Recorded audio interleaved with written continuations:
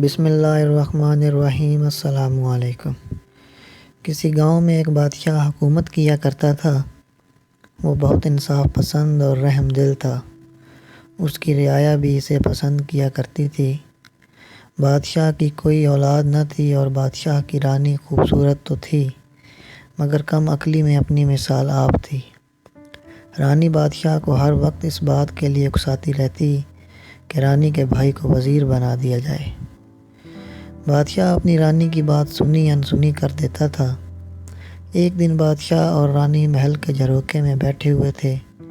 محل سے دور ایک بستی میں شادیانے بج رہے تھے کہ جیسے کسی ویڈیو آگے بڑھنے سے پہلے ہمارے چینل RS ویڈیو کو سبسکرائب کیجیے اور ساتھ موجود گھنٹی کے بٹن کو دبا دیں کی بارات آئی ہو۔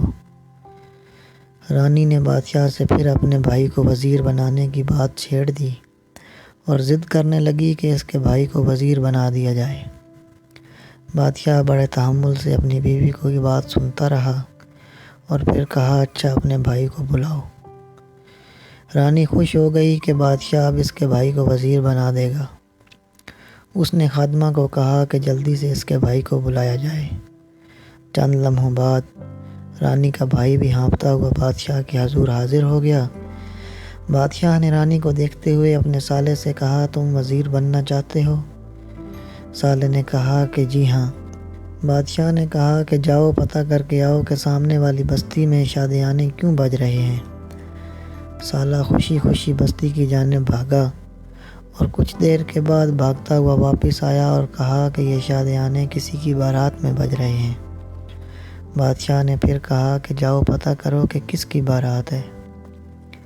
سالہ پھر بھاگتا ہوا بستی کی جانب نکل گیا اور کچھ دیر کے بعد آ کر جواب دیا کہ یہ بارات کمرو کمہار کے بیٹے کی ہے۔ بادشاہ نے پھر سوال کیا کہ جاؤ پتہ کرو کہ یہ بارات کس گاؤں سے آئی ہے۔ سالہ پھر بھاگتا ہوا بستی کی جانب نکل گیا اور چند لمحوں بعد آ کر جواب دیا کہ یہ بارات فلاں گاؤں سے آئی ہے۔ رانی اس پورے عمل کو غور سے دیکھ رہی تھی اور اس کی سمجھ میں نہیں آ رہا تھا کہ بادشاہ کیا کرنا چاہ رہا ہے۔ بادشاہ نے پھر سالے سے کہا جاؤ پتہ کر کے آؤ کہ کمرو کمہار کے بیٹے کی شادی کس سے ہو رہی ہے۔ سالہ بھی عمل سے تھک چکا تھا مگر وزیر بننے کی لالچ میں دوبارہ بستی کی جانب نکل پڑا اور کچھ دیر بعد واپس آ کر جواب دیا کہ یہ بارات رشید کمہار کے گھر آئی ہے۔ مسلسل بھاگ دوڑ سے سالے کی حالت خراب ہو چکی تھی۔